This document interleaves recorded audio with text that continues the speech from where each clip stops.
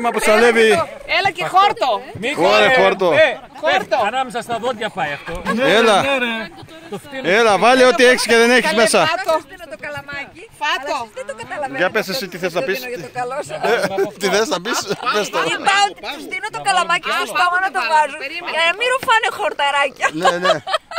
Αφού όμως, ναι, αλλά πάει το χορταράκι εκεί και στο πόνι. Έλα, φέρε φως. Δεν θα πίνετε με καλάμι. Έλα.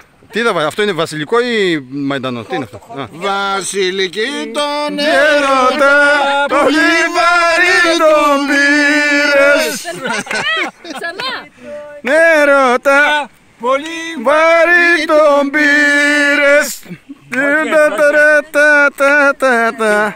Και το δεν ξαναπεί. Τι είναι αυτό, βασιλικός. Άμα, λάιμερ παιδιά, αυτό ξεχάσαμε. Τον έρωτα.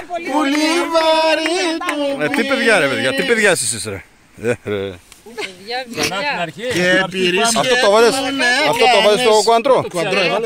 Βάλαμε κουαντρό, καρπούζι, τι άλλο βάλαμε. Δυόσμο, τσάρλεστον. Και μελιτζόν σαλάτα. Κάτσε ρε εσύ, τώρα τι κάνεις σαλάτα, κάνεις εκεί και κόβεις μέσα. Τουρλού. Έχω και μοτσαρέλα αν θέλεις. Έλα. Όχι, προσούτο θέλω εγώ. Δεν Ναι, σιγά, άλλο. Κάτσε. Πάμε. Κάτσε. Τι να τραγουδήσουμε κάτι. Αμάτομιο. Μάγειρα τι λέει. Αμόρε δύο. Αμάτομιο. Αντάμο. Ποιο. Αντάμομιο. μείο. Το παιδί ρε. Το παιδί λέει. Το παιδί. Το παιδί. Το παιδί. Δεν παίρνει το σηκώνει. Αμόρε μίο λέει μετά. Το τραγούδι λέγεται Αντάμο μίο. Αντάμο δεν υπάρχει λέξη ιταλική. Τώρα θα το δούμε. Στις 2 η ώρα στην παραλία υπάρχει.